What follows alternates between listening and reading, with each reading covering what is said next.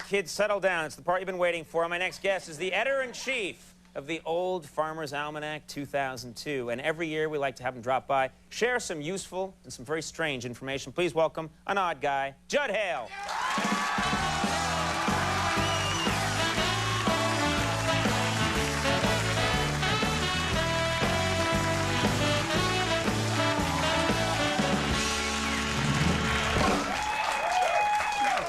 Now, nice. Judd, you have a following. Wow. Judd, I have to ask you, we have got so much to get through here. Right. First of all, the Almanac is famous for always having helpful medical advice. What's the medical advice you're giving this year? This year is to cure colds. When I was growing up in Vanceboro, Maine, we used to slather skunk grease on our chest, but that is not what we included here. Why did you? I mean, that's a practical joke. What we're trying to do is go to the natural kind of things. You know, the stuff you get at the drugstore that's advertised on television. Right. They go with all these wonderful cures for the cold, and then they end up with, but side effects may include, you know, paralysis, insanity, and death. Right, right. So what we have come up with is like garlic is wonderful. The ancient Egyptians thought garlic, you know, every single morning. They're all dead, by the way. Yeah, but they never got a cold. Oh, good point. You know, that was... We're living in Egypt, though. It's kind of warm. And King Tut had 6 cloves of garlic in his tomb. Now, if you also, another one is, he's dead, too. Yeah, right. A lot of good it did him. Yeah, right. So garlic. Eat a lot of garlic? Yeah, and garlic, you know, you could garlic in the morning with Tabasco sauce or vinegar and peppers. That's a very ancient way of keeping away colds. Yeah, it sounds like a cure for your social life. Skunk grease would be better. Keep people away from you at all costs. Yeah, that's about There are a lot of weird stories in the Old Farmer's Almanac. What's your favorite weird story that's come through lately? One is a sort of a medical one. I like the man who performed brain surgery on himself.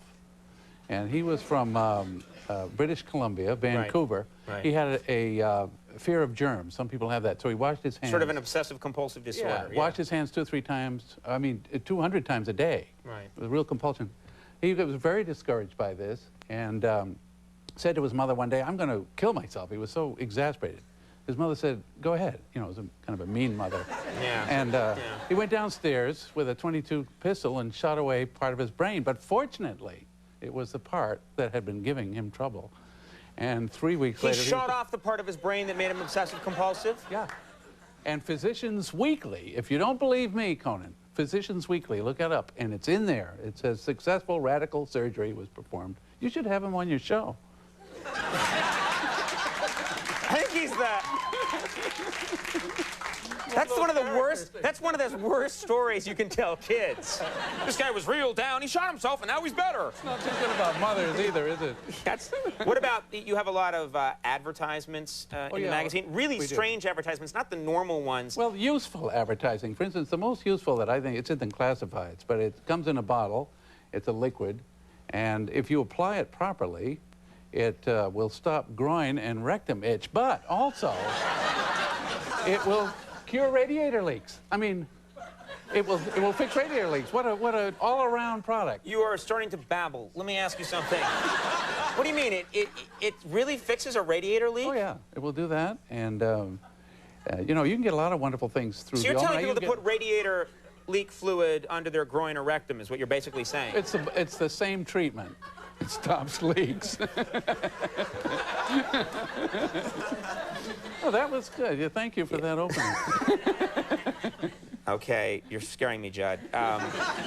You have a lot of sex-related ads for increasing one's virility, their sex drive, breast size. Has anyone at your magazine tried any of these, or do you just sort of take it on good faith and put the ads out there? For years we had rooster pills, and the FDA stopped their advertising, but I once sent... The federal government moved in and said you can't sell... No, rooster pill, I don't know why. I mean, it's perfectly harmless. I sent... What's it made of? Well, roosters, I assume. Gee, I wonder why the government closed in on you. You know how narrow-minded they are. Yeah. But, this guy's selling rooster pills. Right. I took them once. It was no big deal. Took them for what? Well, I just wanted to see if they were harmful or, you know... What are they supposed to do for you? They made you feel peppy. Was it like For a sort about of 10 minutes. like a natural Viagra thing, or is it just your a general sense I of didn't feel well-being? that peppy, you know, but just, you know, like I'd had a black cup of coffee, that kind of thing. Ooh, whoa, whoa. Back off. You sometimes, the magazine looks back at what life was like in the past, and this year you looked at what life was like 100 years ago. 100 years ago. Tell us what life was like in these Well, United States back then. 100 years ago, 14% of all households in the United States had a shower or a bath, but only 14%. Right. Women wash their hair monthly, usually with egg yolks or borax. Right. Professional seamstress, there were a lot of professional seamstress that were on the sewing machines. Yes. And they used the pedal. It was thought, this was 100 years ago, that this aroused them sexually. So they were all given bromide or some kind of a something that would keep them from being sexually aroused by using a pedal to sew? Well, 100 years ago, that's what they thought. Yeah. And also high heels. If you had the really high heels, the movement was supposedly, it thought back then in 100 years ago, that it aroused, it was an arousal thing. Well, it is an arousal thing, frankly. Well, I suppose it is. I've worn them. You feel that way? Yeah, and also many drugs that are outlawed now were legal. You could get them anywhere. Yeah, you could get, you know, marijuana, you could get morphine right at the corner drugstore, over the counter. Is it true? I always thought it was a wives' tale that they used to put real cocaine in Coca-Cola. Oh, absolutely. I think so, yeah, absolutely.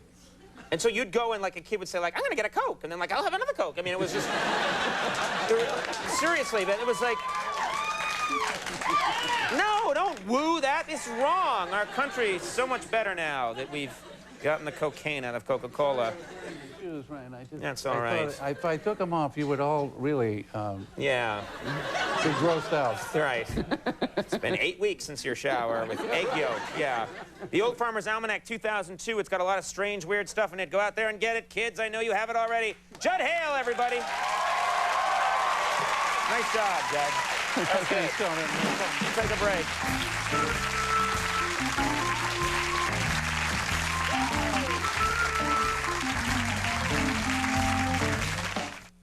Now, thanks to an exhilarating new innovation called the Internet, you may, in the comfort of your own home, access the Late Night with Conan O'Brien program. Why, it's simpler than it sounds. You'll be able to ascertain which guests will be appearing and which guests will not. Peruse previous Conan monologues and relive infamous comedic presentations, including the startling technology of If They Mated. Why, it's almost like traveling to the future, all the way to the year 2000 at NBC.com/Conan. Hey, Carson Daly here. My new show, Last Call's on right after Conan. And coming from MTV, people think that somehow I'm going to change the vibe here at NBC. Not going to happen. Last Call with Carson Daly. Premieres next. What's inside this box? It's hard to tell just by looking at the outside, right? Same with people. Don't judge. Everybody, that's our show tonight. Stay tuned for Last Call with Carson Daly. It's his first episode. Check it out. Bye-bye.